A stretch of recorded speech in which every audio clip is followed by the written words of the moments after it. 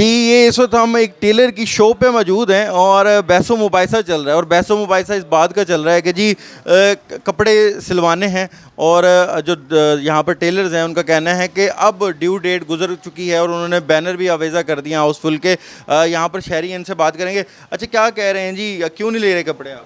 ये कह रहे हैं लेट हो गए जी, घर की मसरूफियात की वजह से अब तो लेट परचेज़ किए हैं, अब ये ले नहीं रहे, हमेशा इन्हीं से सिलवाते हैं कपड़े।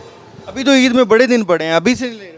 हाँ जी, ये कह रहे हैं कि हाउसफुल हो गया जी, बहुत रश है ईद का, इस वजह से तो रिक्वेस्ट कर रहे हैं, मेहरबानी करें नहीं, ये हाउसफुल है अब। हाउसफुल है। आप देख सकते हैं, मेरे कैमरामैन आपको दिखाएंगे तो अभी भी सूट काफ़ी ज़्यादा जो हैं वो सिले हुए हैं और काफ़ी अनस्टिच भी पड़े हैं। तो यहाँ पर काफ़ी ज़्यादा रश लगा हुआ है। तो यहाँ पर दुकानदार हैं, इनसे बात करेंगे। क्यों ले रहे यार, एक दो सूट हैं सीधे भाई के? सर जी, सूट बनाने का मसला नहीं है, लेकिन ये है कि इन्हें चाहिए भी ईद पे लाजमी। आपको पता है हर बंदे ने ईद पे पहनने होते हैं, अगर ले लें और बने ना टाइम पे तो फिर इशू हो जाता है, फिर वो लड़ाई झगड़ा करते हैं आके यहाँ पे।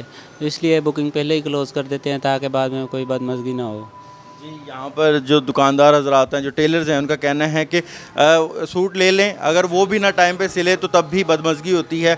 जो गाहक हैं वो आके लड़ाई झगड़ा करते हैं, इसलिए वो पहले ही हाउसफुल का जो बैनर है वो वेज़ा कर देते हैं। और यहाँ पर अब शहरी तो हैं, वो मारे मारे फिर रहे हैं। उनका कहना है उन्होंने कपड़े ले लिए हैं, अब कोई दर्जी उसको सी नहीं रहा, तो कोशिश करेंगे कि किसी से सिलवा के, और जो ईद के ऊपर हर किसी की जो कोशिश होती है नया जोड़ा पहनने की, तो वो भी अपनी जो ईद है वो नया जोड़ा पहन के मना सकें।